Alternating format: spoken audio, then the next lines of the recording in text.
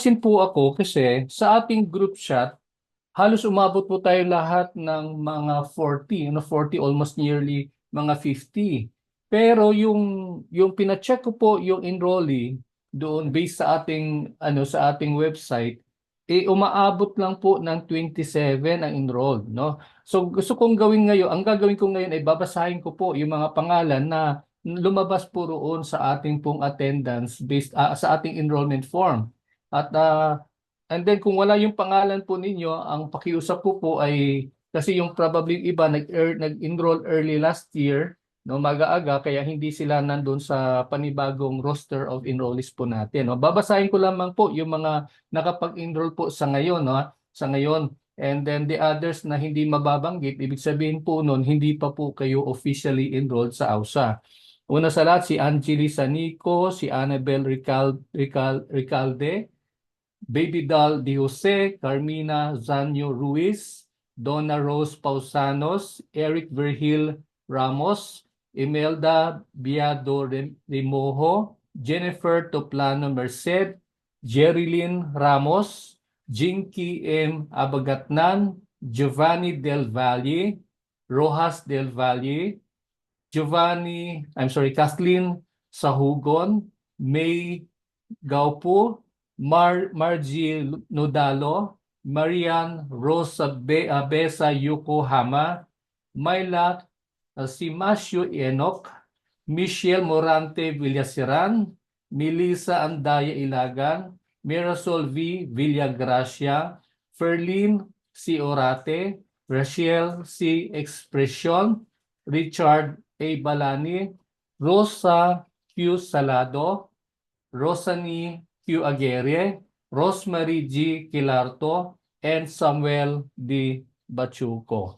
So, lahat po ng hindi po nabanggit na mga pangalan po, no, kung hindi po niyo na rin inyong pangalan, that means hindi po kayo officially enrolled sa ating AUSA online school, sa ating AUSA online training na ito. Kaya pakiusap po kung may alam ko ang iba sa inyo ay nakapag-enroll as early as sometime September, October last year, hindi ho kasi nagre-reflect sa ngayon, no, yung inyong pangalan. Kaya pakiusap ko po, mag-re-enroll po kayo para po mailagay namin kayo sa updated version o sa updated list ng mga students for the fourth CMT online training program po natin.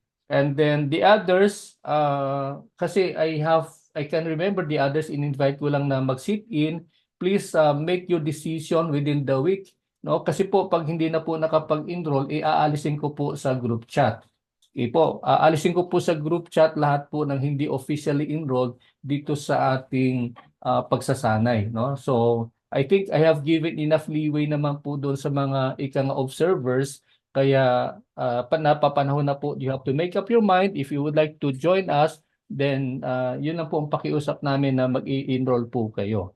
Okay. Yes, Desiree, you have any clarification? Des, go ahead. Hello. Yes. Yes, sir. Tatanong ko lang po, yung officially enrolled po, Yes, go ahead, go ahead. paano po ba maging officially enrolled? Ayun po, paki-visit lang po yung website natin, ausaonlineschool.com. Mamaya-maya siguro after this, ano ko sa ating group chat, isend ko ulit yung link. ausaonlineschool.com/enrollment dash form and then slash. Ayun po, doon po Okay. kayo mag-i-enroll. Ano po? And Actually, nakapag-enroll na po ako doon. okay. Oo. Pero ba't hindi ko narinig yung pangalan mo? Yun nga po eh. Kaya po nagtataka po ako. Doon po Oh, kasi ako nag-enroll. kailan ka po nag-enroll, Des?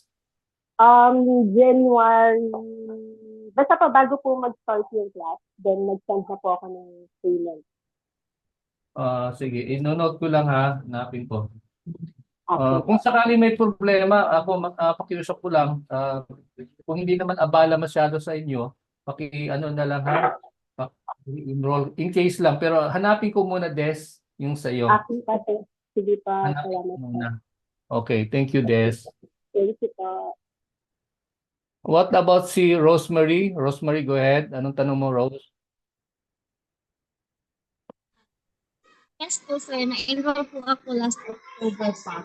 Baka Ah, nagkamali lang po yung Rosemary J ng nasa record niya sir. Hindi, may Rosemary J, pero hindi naman kumbaw yung apelyido niya. Yung nabanggit ko. Baka ako yun. Umbao. Yes po. Kasi May binabasa. May Rosemary J ka na nabasa kanina sir. Pero iba yung iba yung last name. Baka Baka iba ako yung yun. may ibang estudyante po tayo na Rosemary din po. J din ang middle initial sir. Ano po? J din ang middle initial. Rosemary G. Kilarto. Iba po si Rosemary G. Kilarto po. So, nakapag-enroll ka ba? Pumasok ka ba sa ano natin, sa enrollment form? Nakapag-enroll ka sa enrollment form? Yes Ako po sir. last year pa Noong po. October, kasi early enrollment po ako. Yeah. Like what I said kanina, lahat po ng last year, mag-re-enroll po this year. Kasi po, hindi po reflect sa ating system. Yan lang po ha. Pasensya na po. Lahat po na, kasi yung may mga iba nag-enroll, like what I said kanina, lahat ng nag-enroll last year, you have to re-enroll this year kasi hindi po magre-reflect sa ating sa ating system. Yan lang po. Pakiusap po, Rose ha. Iba yung Rosemary na binanggit ko kanina, hindi po yun kayo. Okay? Sige po, salamat. Virgie. Hi, Virgie, go ahead. Afternoon po, sir. Sir Benji, naalala ko, nakapag-enroll din po ako bago mag-online class po. Last January. Nakapag-down din po ako sa inyo at nakapag-send ako ng pera na through GCash. Okay. Ipa-check ko sa staff natin, ha? Oo. Bakit hindi na-encode? Okay, sige. Salamat. I'll check. I will work on that. Thank you. Yes po, sir. Sir, nakapag-send na rin po ako ng 300 via GCash din po. Pero hindi nyo pa po ata na-view para po sa free manual natin. Okay, sige po. I will check on that. Okay. Salamat, sir. Salamat. Salamat. Pasensya na. Eva. Okay Eva. lang po, sir.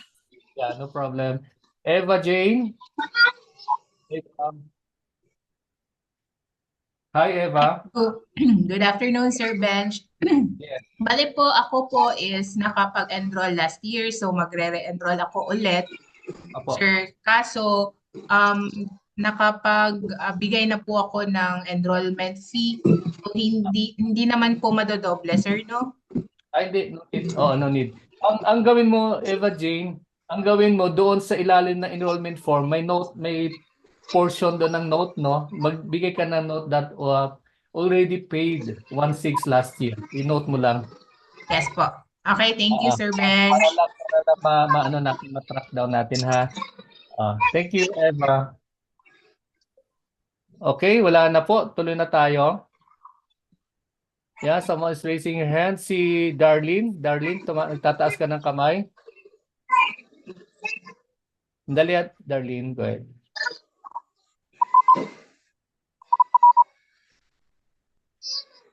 Wait, Darlene. Paki-unmute mo yung sarili mo din dyan. Ina-unmute kita.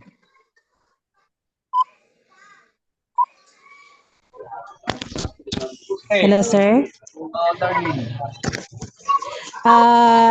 Lahat ng kapatid ko nakapag-enroll. Sabay po kami noon, sir. The other 1 week pa lang. Kasama mo si Rose. Ako nakasal. Yes po, Richelle Expression. Opo. Ikaw ang wala. Ako po ang wala. Sige, check ko lang, ha. Opo. Si Rosanie Agueri. Si Agueri wala. Nandito si Rosanie, hindi Rosalie. Rosanie, sir, kasi kapatid ko po yon. Nandito siya. O ako lang wala. Wala. Yes po. Okay. Sige po. Okay. Cherry Ann. Hi, Cherry Ann. Paki-unmute mo yung sarili mo, Che.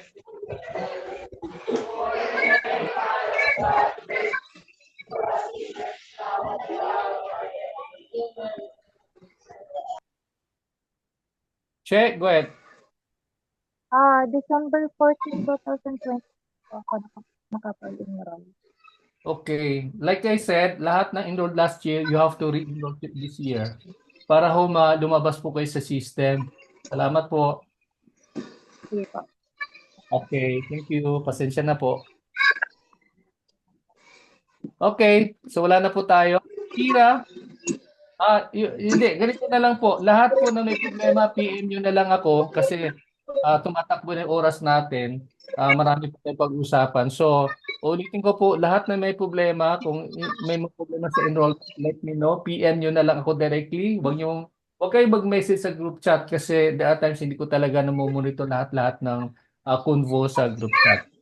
Okay, let's proceed sa ating activity kasi medyo naalala ko mahaba-haba yung ating talakayin. Balik tayo sa ating slide. Okay, para sa lahat ng mga huling pumasok, binasa ko po kanina yung yung talaan ng mga officially enrolled sa ating online training program. Kung nakikiusap, kung kayo po ay nakapag-enroll last year, unfortunately hindi po kayo nagre-reflect sa ngayon. Hindi po nagre-reflect yung inyong pangalan sa ngayon. So pakiusap po, paki-enroll po kayo para sumama kayo sa system. Kasi yung ating enrollment is system generated. Kaya yung enrollment last year hindi umaapi, hindi lumalabas sa ating system. So pasensya na po, you have to re-enroll para officially maisama namin kayo dito sa ating talaan. Okay po? And then the others so may concern later on, kung mayroon kayong ibang concern na gusto nyong mapag-usapan, probably to remind me about your enrollment, then PM me directly under Benji Eugenio LMT. Salamat.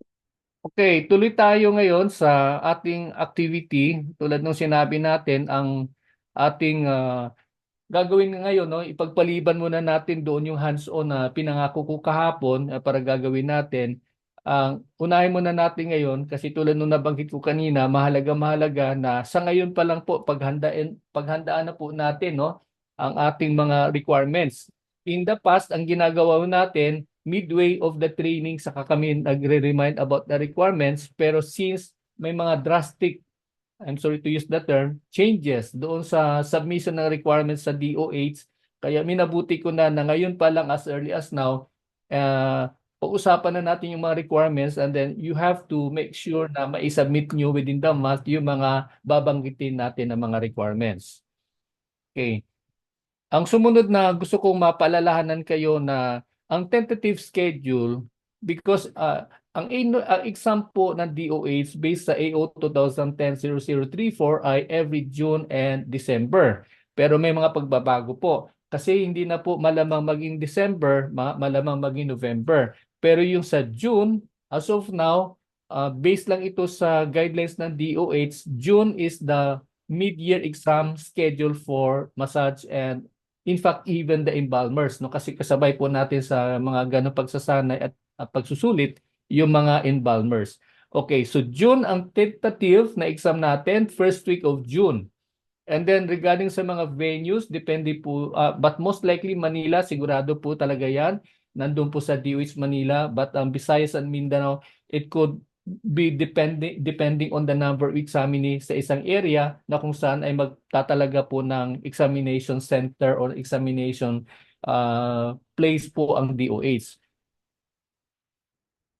Sa case po ng AUSA, by the way, katulad nung nabanggit ko kanina, we were not able to, or around mga 60 students from AUSA were not able to take the exam last year kasi po nagkaroon ng konting gap doon sa requirements, And then in Manila, marami po mga institution. There was an institution in Manila na over mga 100 din yung kanilang estudyante, hindi din po nakapag-exam kasi po talagang sobrang bilis po ng kanilang Senate ng deadline. Kasi ang sabi nila, exam will be November and then September pa lang, as early September, nag-deadline na po sila ng requirements. Kaya hindi pa naman kasi tapos yung training namin nung time na yun, kaya talagang medyo hirap tayo.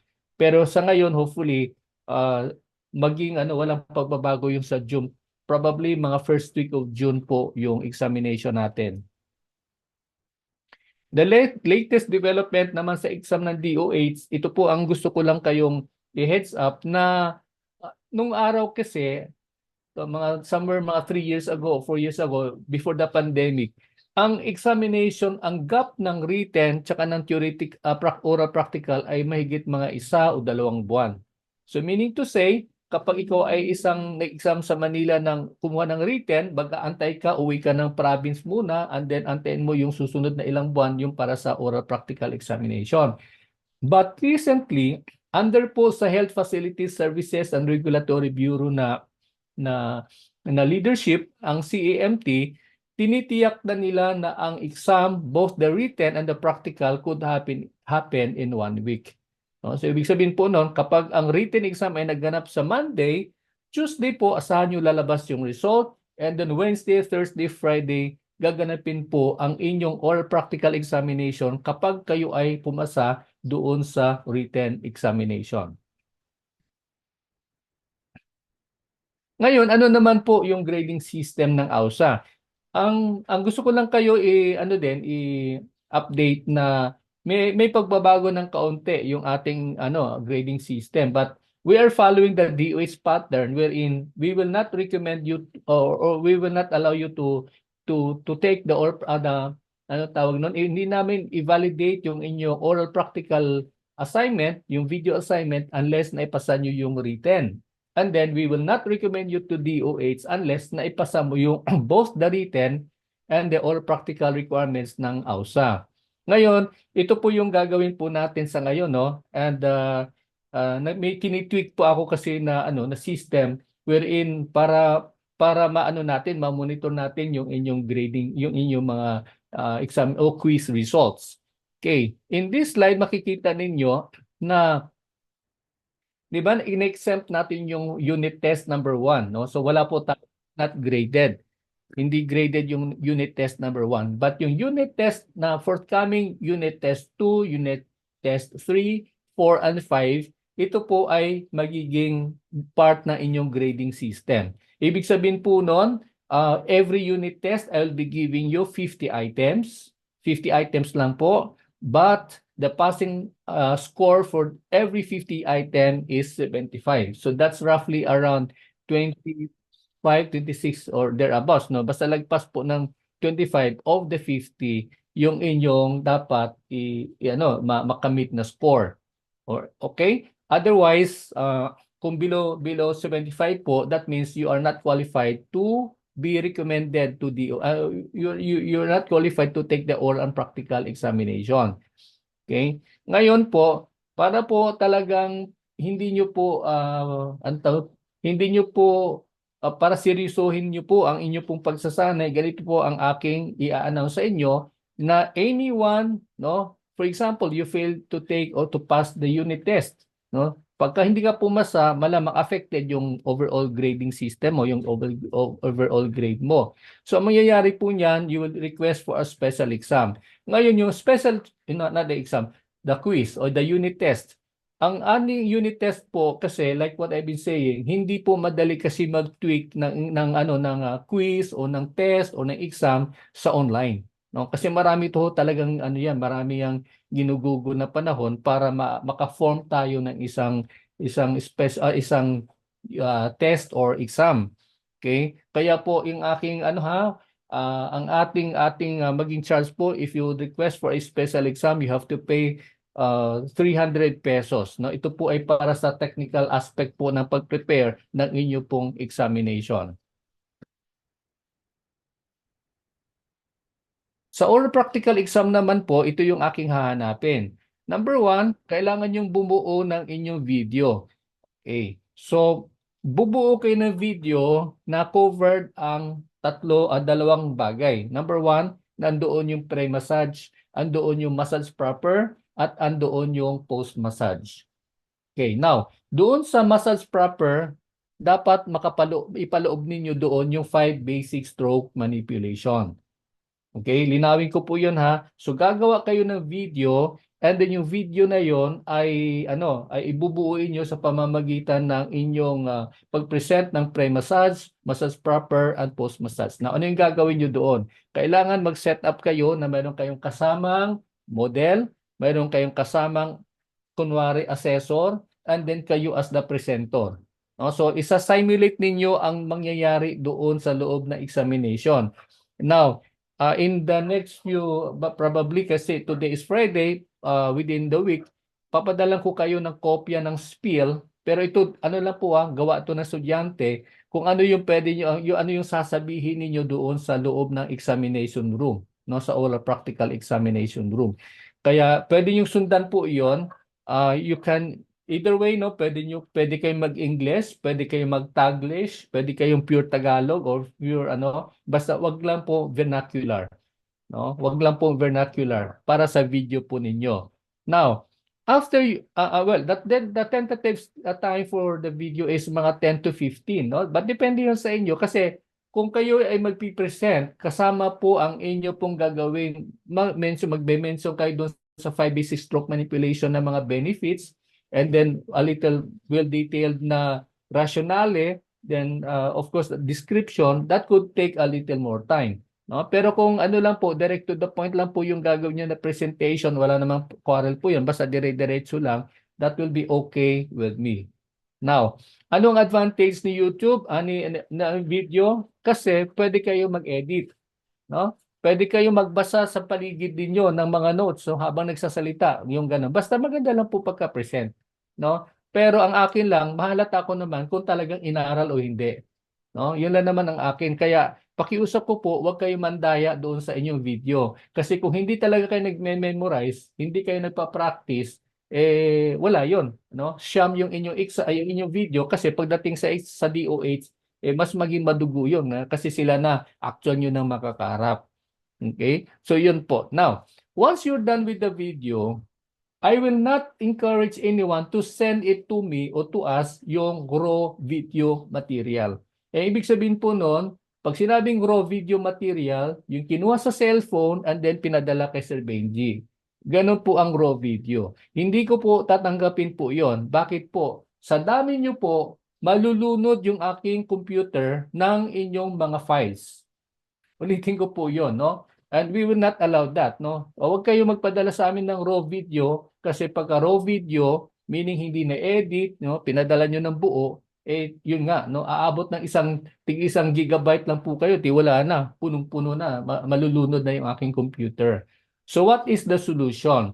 The solution is, whatever it is na video na nagawa po ninyo, i-upload nyo po sa inyong YouTube channel, no? Kung wala kayong YouTube channel, well, I'm sorry, you have to create one. Magkaroon kayong YouTube channel and then i-copy niyo yung link, yun ang ipapadala niyo sa AUSA. Okay? Ganun po ang gagawin nyo. Ulitin ko po, kapag kayo'y gumawa ng video, maiksi lang naman po yun, no? Hindi naman kayo aabutin ng 1 oras, maiksi lang po yun. Pero pag gumawa kayo ng video, doon nyo po i-upload sa inyong YouTube channel. Okay, halos lahat naman ng tao siguro marunong nang gumawa no. Kung hindi kayo marunong, magpatulong po kayo doon sa mga kasama nyo na marunong. Now, regarding po sa mga partially blind na mga kasama natin, yun lang ang pakiusap ko din po, makipag-usap na lang po kayo sa mga kaibigan po ninyo. Tulungan kayo na gumawa ng video, tulungan kayo na i-upload ito sa YouTube, at tulungan din kayo na ipadala ito sa AUSA. No? Ipadala nyo sa AUSA through my personal account sa Messenger. Okay? Wala pong magpapadala ng link sa group chat. Kasi po magka-clutter lang po yun sa group chat, ganun po, no? So mas maganda sa akin po para araw-araw naman kasi yung aking account, yun ang chine-check ko. Okay? So I hope that's clear. Okay, tutungo na tayo ngayon sa inyong DOH exam requirements. Okay, ito yung mahalaga na pakinggan nyo po. Kaya sinabi ko sa PM kanina, sabi ko po na kailangan po lahat po, mandatory po na attend po kayo. Sinilip ko lang yung comment sa chat box. Tulad sinabi ko po, lahat na enrolled last year, you have to re-enroll para pumasok kayo sa system natin for this year. Okay, what are the requirements na hinahanap ng DOH para kayo ay makapag-exam? And by the way, marami po mga changes, no, when it comes to submission ng exam requirements and even the way you submit your requirements. Yun yung pag-uusapan natin sa ilang saglit. Number 1, una-una, ang sabi po ng DOH, when it comes to your number one requirement is dapat ang isang mag-a-apply, ang isang applicant must be a high school graduate. Okay. Question, sir, what if hindi high school graduate pero po mayroon pong ALS, no? May ALS, alternative learning system equivalency galing sa DepEd. Pwede po 'yon.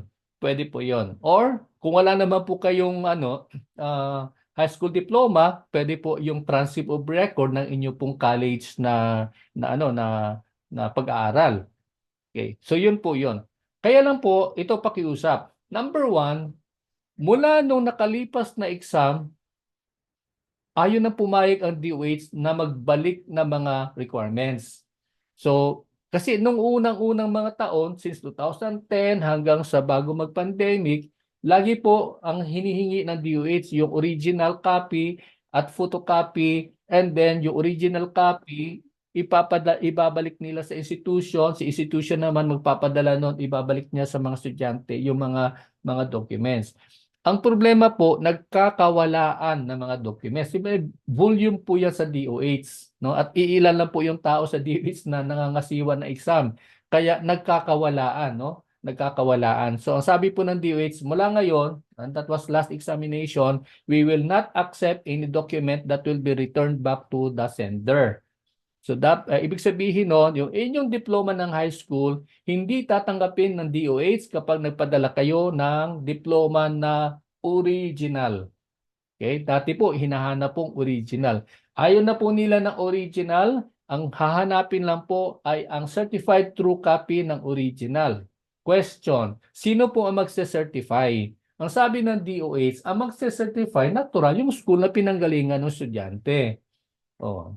Kaya yung iba diyan ay medyo nanginginig na, no? Kasi kung kayo ay nasa Manila, doon ka pa nag-high school sa Zamboanga, talagang manginginig ka kasi ang layo, no? Pero yun nga pong sabi ko po, yun yung pinag-usapan natin na maaga ngayon para gawan niyo na ng paraan, no?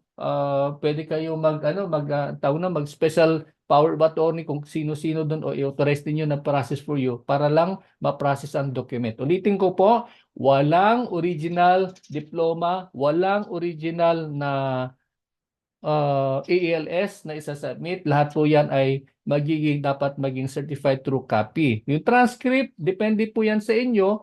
Kasi ang transcript, kahit papaano, madali naman siyang kunin. Ang problema lang diploma kasi hirap na yon. Pag na-release na yun, wala na, forever na po yun. Hindi na maibabalik.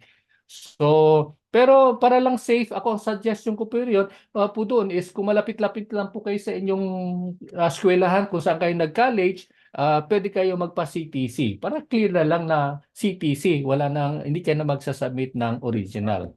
Okay. And by the way, paki-reserve po yung mga questions later on para dire-diretso tayo sa ating presentation. The next requirement is yung inyong medical certificate. Yung medical certificate should be issued by a government physician from a government facility. No, hindi pwede yung inyong yung medical certificate galing po sa St. Luke's, no, kung saan sa hospital na private, hindi po tatanggapin ng DOH. It must be a government physician, it must be a government facility na kung saan ay in-issue, and then naka-indicate, take note, naka-indicate po doon na this is a requirement for the DOH massage licensure examinations. Okay, basta meron lang pong ganong phrase, no? DOH massage licensure examinations.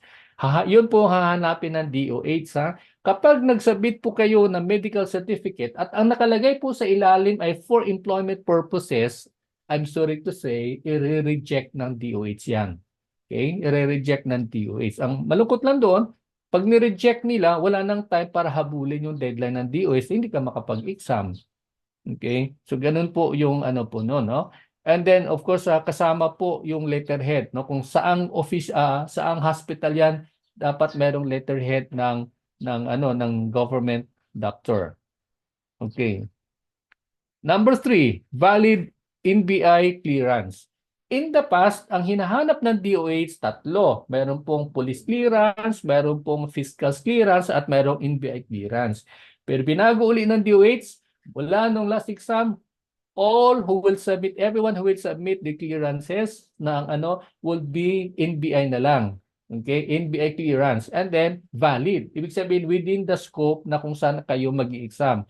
Ngayon, kung ang inyong NBI ay na issue last year, hindi na valid po 'yon, no? So ibig sabihin, pumunta kayo sa pinakamalapit na NBI na outlet at doon kayo kumuha kayo ng clearance. Okay? So make sure na yung date na in-issue at yung kanyang prescription ay nandong pasok po kayo doon sa examination schedule para kayo ay ma-consider ng DOH. Okay. Pero ngayon, I think nababalitaan ko 1 year na raw ang NBI clearance, no? So maganda-ganda ninyo kung probably last year na binigay pero sakop pa rin kayo hanggang June na pasok pa yung 1 year na yon, walang problema po. Pero kung 6 months and then nangyari po nung June last year, medyo kakapusin talaga kayo sa June 2024. Okay, ang sumunod naman, birth certificate. Ito, medyo makunting masalimuot din.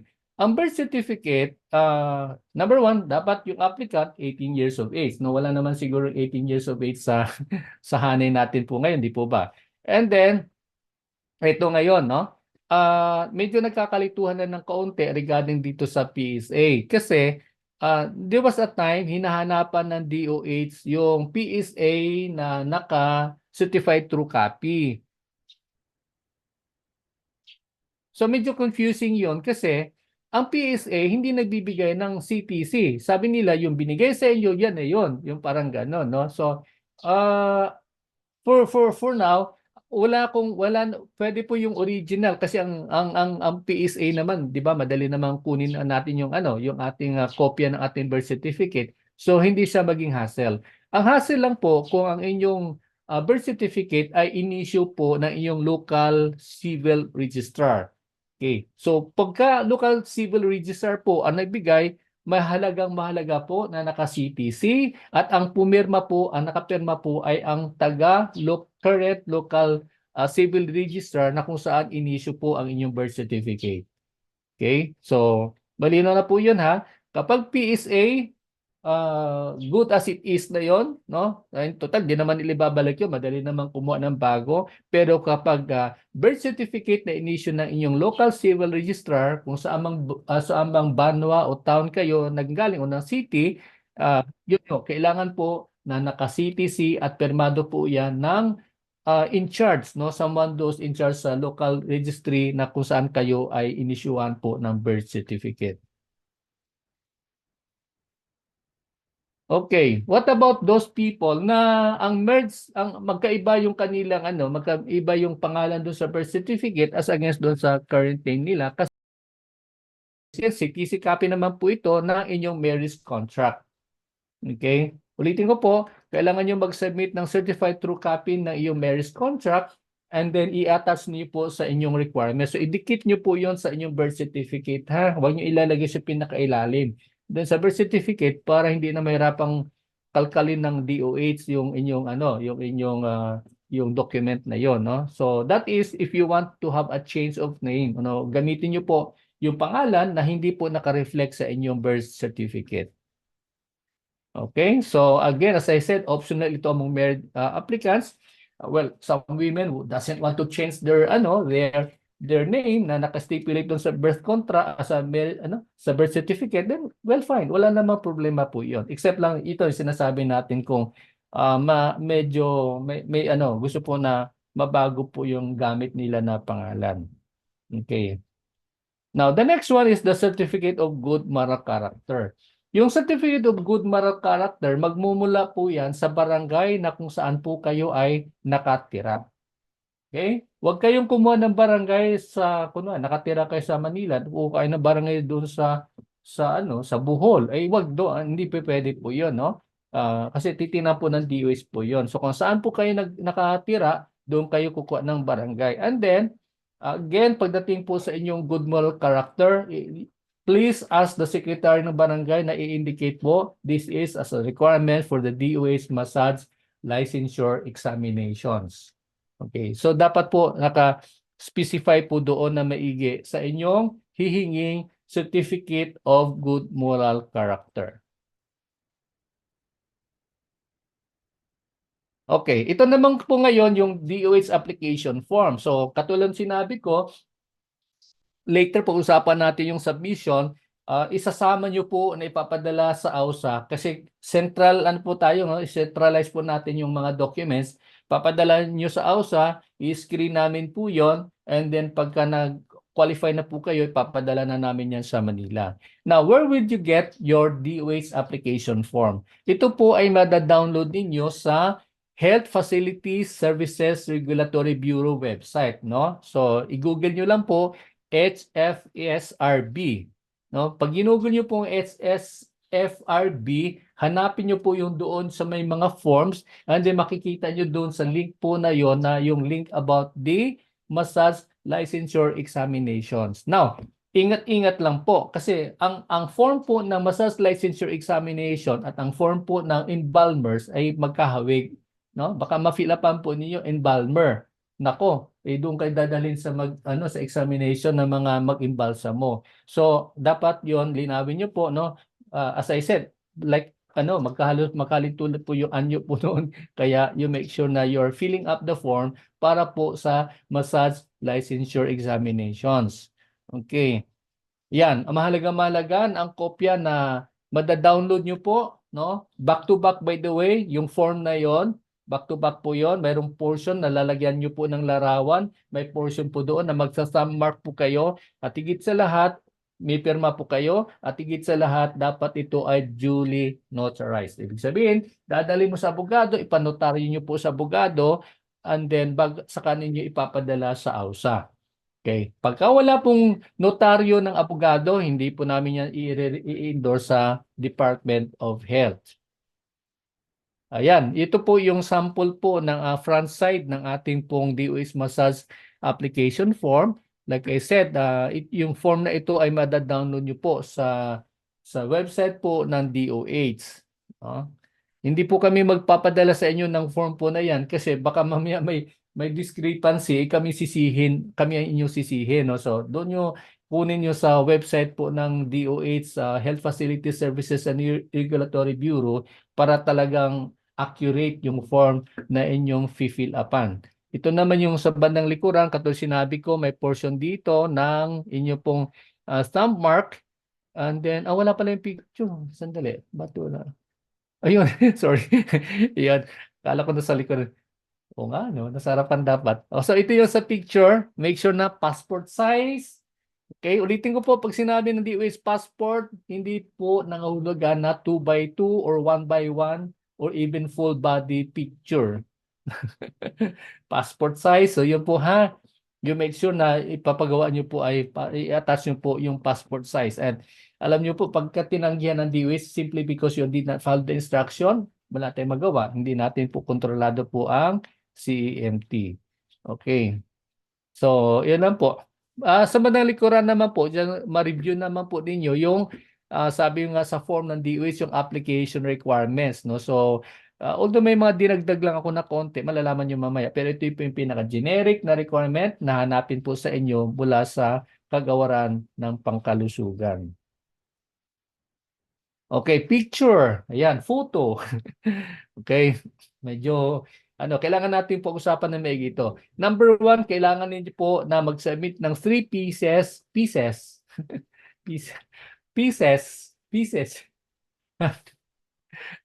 of your passport size photo. 3 po. Okay? Ano po black and white ba or colored?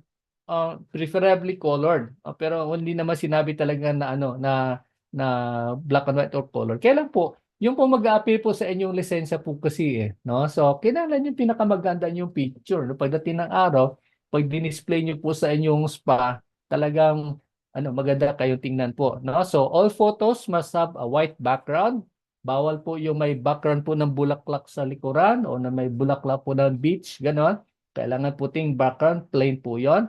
And all photos must include the name, complete name nyo po with middle initial at the front. So, as you can see here sa ating model, ayan.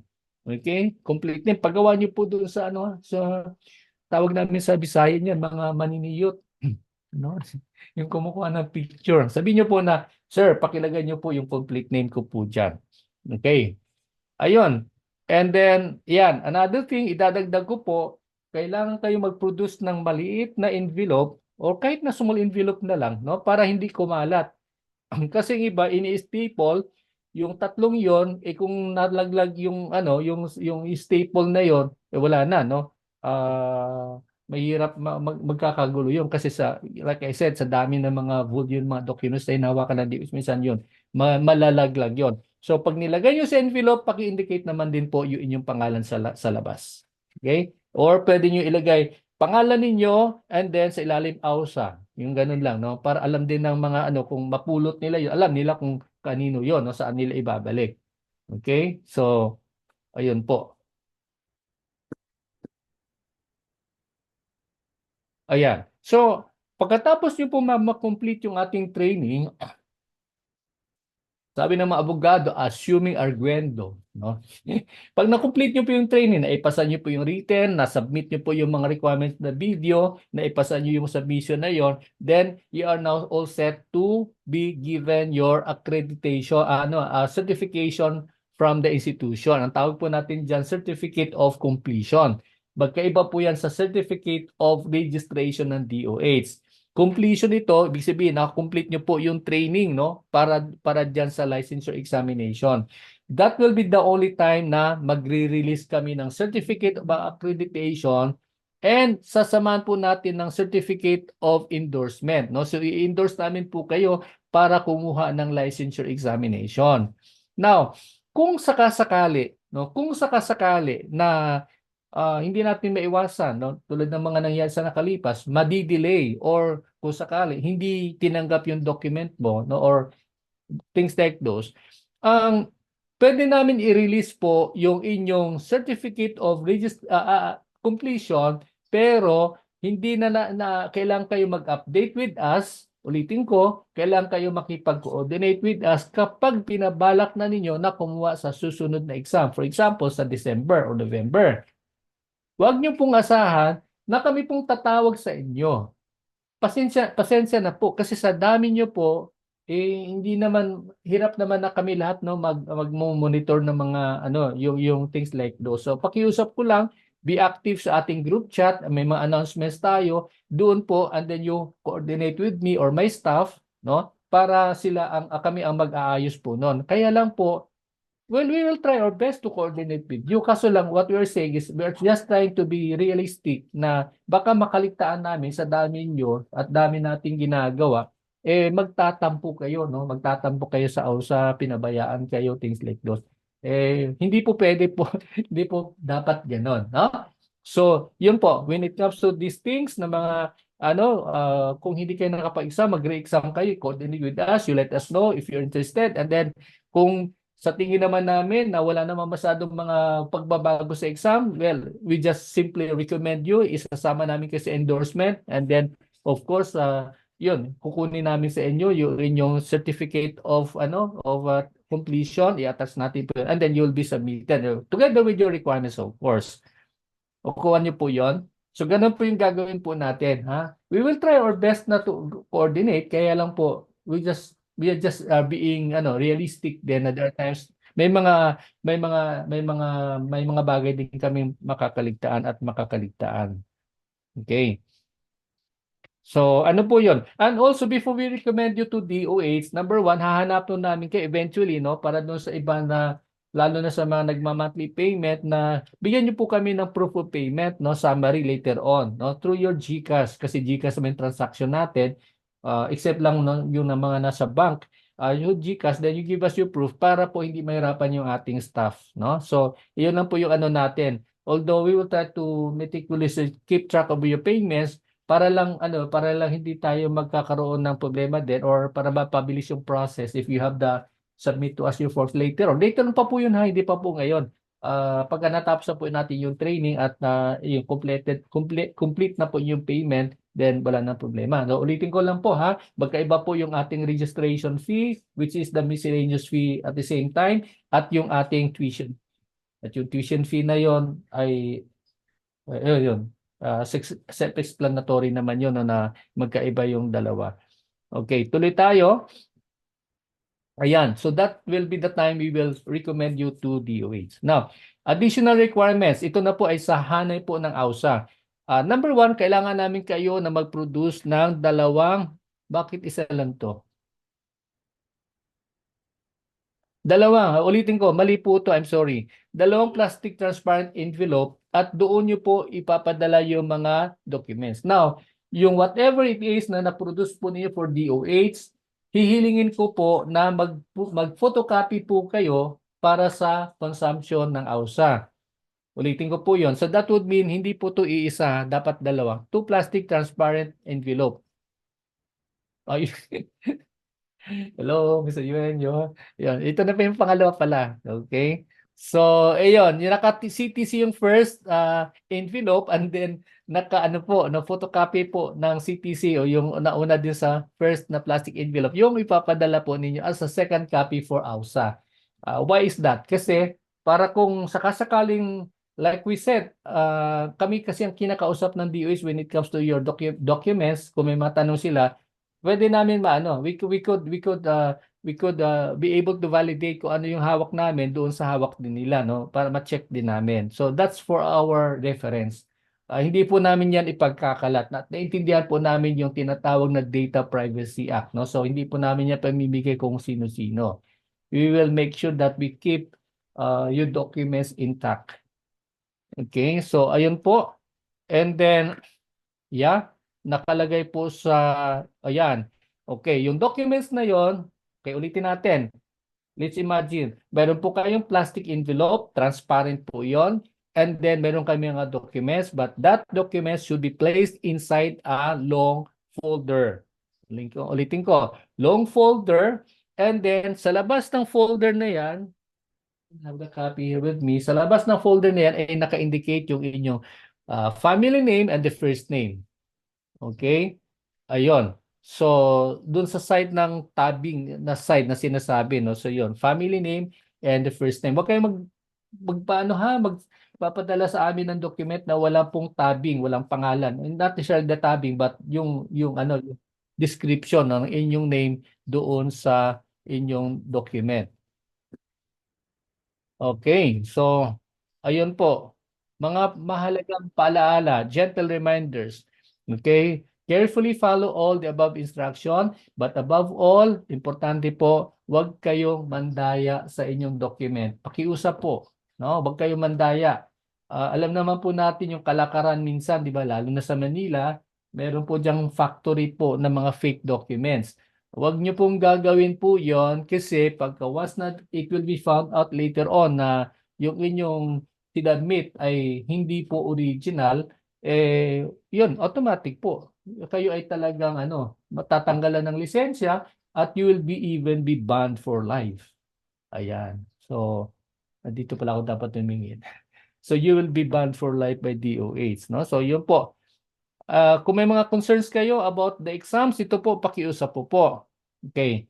Kapag lumagpas na po sa kamay ng AUSA yung mga documents ninyo, okay? Yeah, documents ninyo. Kasi ang sabi ng DOH, di ba, wala nang balikan. So, pag lumagpas na po sa kamay ng AUSA ang inyong mga documents, at kayo ay nakapag-exam na, at kayo ay meron ng inyong inaasam-asam na certificate of registration, yung ganon, pakiusap po namin, huwag nyo na pong abalahin si AUSA. Tama ba yun? Oo, bakit po? Kasi hindi natin kontrolado po yung whatever things the DOH is doing. Okay? Kami po naman, minsan kasi, medyo nahiya din kami mag-follow up. Kasi sasabihin sa amin ng DOH, ba't kayo nag-follow up? Hindi nyo naman yan papel. Yung ganon. No? So, pag kayo naman nag-follow up, hindi rin kayo papansinin. Hindi, joke yun. Pero the point there is, mas kayo ang may legal right na mag-follow up ng inyong mga documents. Kasi kung kami, yun lang yung, I'm sorry to say na yun lang yung sensing namin, no? Pag kami nag-follow up, sa dami nila kasing ginagawa, may tendency kasi na hindi kami napapansin. Okay? So, pagka ganun, ang recommendation namin, kayo mismo ang mag-follow up pero just the same, no? Ipapasa naman kayo, kunwari sa regional office, kung saan kayo nag-exam, doon kayo magfa-follow up, papasa kayo sa central office. Ang central office naman, hindi natin mapipersa sila na sumagot agad-agad, no? Kasi yung nga, tulad natin, ang sabi natin, outmanned ang DOH, CEMT sa ngayon, no? Kasi ang ang ating licensure exam ay naipabilang doon sa mga concerns nila about hospitals, about clinics, about pharmacies, about laboratories, mga facilities ng health sa buong bansa. Kaya na-overwhelm din sila, no? Unfortunately, yung mga previous na dalawang exams hanggang ngayon yung ibang certificate of registration nila ay hindi pa lumalabas. No, so yun lang po yung reality po niya, no. Hindi namin alam kung bakit. Walang problema sa exam, mabilis yung exam, no. Unlike nung dati, it will take months, pero ngayon mabilisan po yun. Pero yung pag-release lang po ng certificate of registration, hini-heads up ko po kayo na medyo nadidelay ng konti. Kaya kung sakasakali meron kayong hawak-hawak na, yun nga po, certificate of completion, pwede yun ipakita nyo po sa mga sanitary inspector kung sakasakali inspectionin po kayo, no? Or probably kuna natin ng picture, padala namin sa inyo para may kopya kayo ng inyong certificate of completion habang inaantay pa ninyo ang inyo pong certificate of registration coming from the Department of Health. Okay lang po yon? Okay. Pero sige lang po, okay naman po. Kung minsan nire-remind nyo kami, remind namin yung DOS. Kaso lang po, we find it a little difficult. No, a little difficult kasi kumbaga parang gano'n, no? Parang gano'n, no? Parang antay lang kayo yung gano'n. Okay? So wala tayong magagawa. Okay, sige po. Now, here is the meat of the matter. The deadline for the AUSA submission, I'm very sorry to say, para lang po ma-anticipate natin kung sakaling biglang magpalabas ng guide ng guidance si DOH ng submission. I will require you to submit your requirements on or before February 29. Okay? On or before February 29. Kung magbibigay ako ng palugit, probably first week of March. Pero hanggat maaari po on or February 29 para ready na po siya pag nagpadala agad si DOH ng deadline, madali natin ma-comply kahit na gawin nilang 2 months earlier, no? Kasi kung exam ay June, imantakin nyo, ang difference na lang is pag March, April, May, so ganun. So thereabouts, no, pwedeng maglalaro siya doon sa mga period na yon. Kaya para hindi na maulit yung mga almost 70 students na hindi nakapag-exam, dapat intact na agad yung mga documents, no, kahit na hindi pa tapos ang training. The certificate of completion from AUSA will just follow. Pero isa na lang yung maiiwan, no? Isa na lang itatrabahuin namin, 'di ba? O yung ganon. Unless ano na tayo, kampante na tayo kasi andito na sa amin yung inyong mga documents na ready for for submission to be forwarded doon sa DOH. Okay? So padala niyo po sa aking pangalan na to, Benjamin Eugenio Jr., number 10, Rosa Street, Barangay City Heights, General Santos City. Ito po yung aking address sa ngayon. So dito niyo po ipadala to LBC ang inyong mga nasabing documents. Okay po? So, ayun po. I think we're done with that. Ano pa na susunod dito? So wala na akong idadagdag. Let's have a short break muna before we proceed. Okay, tuloy tayo. Kung mayroon pang ang time check natin is 1 o'clock, 1:01. So, do you have any clarification before we wind up for today's session? Yes, Eva Jane, balik tayo kay Eva Jane. Go ahead, Eva. Sir, I have question lang po sana regarding sa schedule of exams. So, I'm currently kasi working, sir. Baka po hindi sa schedule. Pero i-announce niyo po ba yun siya a week before? Yung mga scheduled exams niyo po, like itong 2, 3, 4, 5, 6? Ganito po yan. Exam. Depende po sa pacing po ng ating pong ano tawag niyan. Depende po sa pacing ng ating class, no? So kung matitingnan niyo doon sa ating schedule, ah, ano lang naman yun, normally mag-gap lang mga 10 araw, no? Sometimes we are fast enough na matatapos yan before the 10th day. Kaya pagkatapos po nun, mag-unit test na po tayo agad. So abangan nyo po yung ganong schedule po natin. Hindi po namin kasi maa-announce yun kasi that will depend on the pacing of yung progress po ng ating pong ah, presentation ng ating mga lectures. Same oras lang po ba, sir? 11 to 12? Yes, yun na pong gagawin po natin kasi yun na po yung schedule natin. In the past kasi, ginawa ko lang yung para hindi masagasaan yung ating regular lectures. Pero kapag mag-unit test na tayo next time, is the same time na natin 12 to 1. Ganun po yun. Okay. Para wala nang confusion dun sa schedule, no, sa oras. So 12 to 1 na i-fix na natin. Pag nag-announce tayo yung unit test, then expect na whole day po yan, walang klase. Doon lang tayo nakafocus doon sa ating unit test. Okay. Lastly, Sir Benj, Yes, regarding po sa diploma, sir, okay lang naman, sir, no, maski college graduate, yung kukunin po namin para i-certify is yung high school kasi mas pabor sa place na kukunin. Depende yan. Either way. Biyahe. So, either way, kung mayroon kang diploma, high school diploma, yan. Pero kung mayroon ka namang available na transcript na gusto mo submit, walang problema po yon. Ang challenge lang kasi yung sa diploma kasi nagkakaproblema DOS, maraming humingi sa kanila ng kopya ng binigay, yung gano'n na original. Either way, walang. Yung transcript po, kailangan po din certified true copy. Yes, hanapan na po nila ng CTC. Sige, Sir Benj. Yun lang okay. po, sir. Kaya Tapos, sige pa. Go ahead. Sige, sir.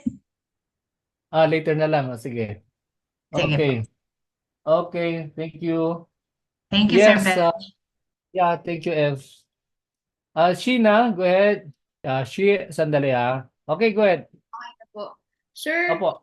ang concern ko rin po yung sa transcript. May original copy ako ng transcript pero parang hindi ko siya makukuhanan ng certified true copy kasi nasa Davao pa po, nasa Bicol ako. So, Okay. parang, sobrang malaking gastos po papunta doon at wala lang mauutusan sa Davao. Okay. So, ano yung concern? Willing naman ako na ipasa yung original copy ng transcript ko. So, sa kanila na yun if ever. Pero yun nga lang, kung hihingan pa rin ako ng certified true copy, I am not sure if I would be able to provide it. Tingin ko like with the others na magsasubmit ng mga transcript kasi like what I said, hindi siya madugong kumuha ng bago, di ba? Unless kung Madali naman wala na mag-request. yung madali lang naman yun. So sa tingin ko walang problema po yun. Pwede na po yun. Kahit na hindi na CPC kasi original copy naman yun eh. Tsaka willing ka naman na ipamigay muna yung yung kopya ng iyong Pati po yung PSA po, sir, kasi yung PSA ko po, meron talaga kaming like na-compile, siguro mga 4 na copies palagi pag nagre-request kasi palagi yung mga nanghihingi ba. Oo, so po yun, wala na yung resibo niya kasi baka hanapan din kami na when was this requested. Wala na ganun. Basta yung PSA as is, pwede na yon. Huwag nyo na pa CTC. Maiinis lang yung PSA sa inyo. Yung last po, sir. May iba estudyante pumunta ng PSA, pinapa-CTC, pinagalitan. Ba't nyo kailangan na original lang yan eh? Okay. Kaya nga po, wala na mas original pa po dun. Sir, isa pa po, yung medical certificate po, kasi di ba po sa government hospital siya, mayroon bang specific requirements si DOH na dapat valid siya in a couple of months? Kasi di ba, kunwari, pag lumampas siya ng 6 months, di natatanggapin, or 2 months, or 3 months. Kasi di ba kailangan, pag kumuha ng med-cert, it has to be fresh. Oo. Yeah. Of course, wag mo naman kunin yung med-cert na i-submit yung med-cert mo last year. Yung current na med-cert ang isa-submit. I mean kasi February, tapos June pa kasi yung yung exam. Okay lang ba yun? Okay lang yun. Wag lang yung last year na mid-cert. No? So yung ngayon, pwede yun, no? Basta current mo kinuha, kahit na exam mo is sa June or thereabouts. Walang problema po 'yan. Okay na? Na naman. Thank Okay. you. Sige Apo. po. For the others, kung mayroon pong additional na tanong, PM nyo lang po ako. I'll try to answer your question kasi our time check is 1:07 already. So, ayun po. Maraming salamat. Just take note of everything we've discussed here. And then we will try to edit this one and ipadala namin sa inyo sa YouTube para ma-review po ninyo yung mga requirements na yaan. And then don't worry about the updates ha. Pagka may bagong ilalabas na guidance si DOH, we will immediately keep you posted para alam nyo rin ang inyong mga gagawin. Okay, so that will be all. Thank you for your time. Arigato gozaimasu. Doc Weng, maraming salamat. Sa lahat na nandito ngayon, God bless and see you again Monday.